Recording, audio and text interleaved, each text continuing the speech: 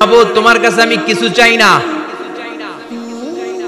জাহান্নাম থেকে তুমি আমাকে বের করেছো, জীবন নদীর পানি তুমি আমার গায়ের মধ্যে ঢেলে দিয়েছো, আমি আবার সজীবতা ফিরে পেয়েছি। আমি তোমার কাছে জান্নাত চাই না, শুধু নিরাপদ একটা দূরত্বে আমাকে রেখে আসো, যাতে জাহান্নামের আগুন আমারে কষ্ট দিতে না পারে। আল্লাহ, আমি কিন্তু তোমার কাছে জান্নাত চাই না। কি চাই না? জান্নাত চাই না, কিন্তু জাহান্নামের আগুন আমারে কষ্ট দিচ্ছে, এতটা দূরত্বে রাখো যাতে জাহান্নামের আগুন আমার গায়ে না লাগে। আল্লাহ বললেন ওকে রাখবো, কিন্তু আমার সাথে একটা কন্ট্রাক্টে যেতে হবে, যে এটা তোমাকে দিলে তুমি আর নতুন করে কিছু চাবা না। সে বলবে আমি রাজি, কন্ট্রাক্ট হয়ে যাবে।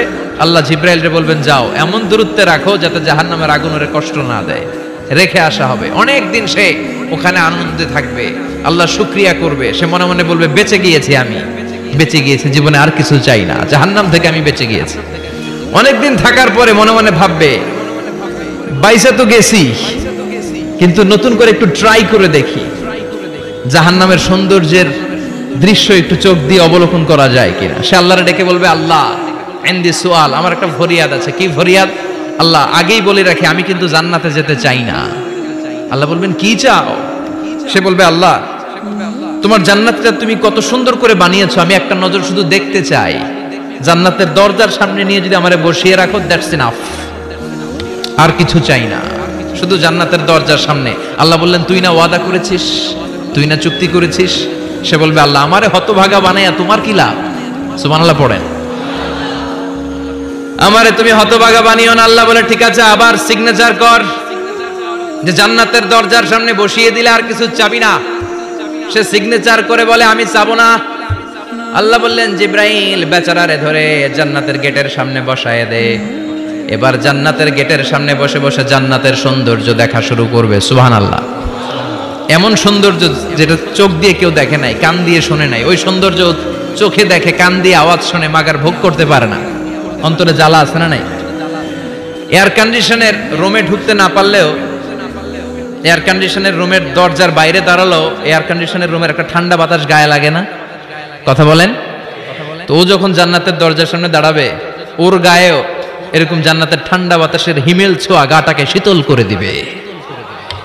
ওই শীতল হয়ে যাওয়ার পরে আর তো সহ্য হবে না, আবার আল্লাহরে ডাকবে, মনে মনে ভাববে আর একটু ট্রাই করি না, দোষ কি, আস্তে আস্তে অনেক দূর তো আগাইছি। সুবহানাল্লাহ কইবেন না? এবার আল্লাহরে বলবে আল্লাহ ইনদি সুআল, আল্লাহ তুমি যদি কোনো বিষয়ে নতুন করে ডিসিশন নাও, তোমারে জিজ্ঞেস করার মতো কি কেউ আছে? আল্লাহ বলে না, আমি তো সব রাজার বড় রাজা, মহারাজা, আমার উপরে তো কারো কথা চলে না। ওই হতভাগা লোকটা বলবে আল্লাহ এত সুন্দর জান্নাত তুমি বানালা, চোখ দিয়ে সৌন্দর্য দেখি, কান দিয়ে আওয়াজগুলো শুনি, হুর আর গেলমান হেঁটে বেড়ায়, এত সুন্দর জান্নাত চোখ দিয়ে দেখি, ঢুকতে পারি না, আমারে কষ্ট দিয়ে তোমার কি লাভ? ও আল্লাহ আমারে তুমি মাফ করে দাও, জান্নাতের চিপার মধ্যে এক কর্নারে তুমি একটু আমারে জায়গা করে দাও। আল্লাহ বলবেন ওয়াই হাক ইবনা আদম, তোর ধ্বংস হোক হে আদম জাত, মা আগদারাকা, তোর চেয়ে বড় গাদ্দার আমি আমার সৃষ্টিকুলে কাউরে দেখি নাই, কারণ তুই আমার সাথে চুক্তি করিস আর চুক্তি ভঙ্গ করিস। আল্লাহর রহমতের দরিয়ায় তখন জোশ খেলে যাবে, ওর আকুতি মিনতি চাহনি আল্লাহর রহমতের দরিয়ার মধ্যে জোশ লাগিয়ে দিবে। আল্লাহর দয়া হয়ে যাবে, মায়া হয়ে যাবে। আল্লাহ বলবেন ঠিক আছে জান্নাতে যা। লোকটা এবার এক দৌড়ে জান্নাতের ভিতরে ঢুকে যাবে। লোকটার দৌড় দেখে আবার লোকটারে আল্লাহ ডেকে বলবে একটু দাঁড়া, একটু দাঁড়া, জান্নাত তো দিছি, তো দৌড় দিলি কেন? সুবহানাল্লাহ কইবেন না?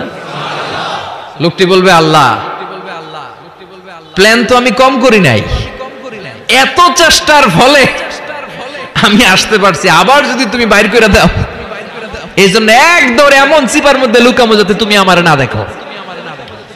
আবার আল্লাহর রহমতের দরিয়ায় জোশ খেলে যাবে। আল্লাহ কাছে ডাকবে, কাছে আয়, ও গোলাম তোর কি মনে চায় আমারে বল, আজকে তুই চাইতে থাক, আমি দিতে দিতে তোর মনের সব আশা পূরণ করে দেব।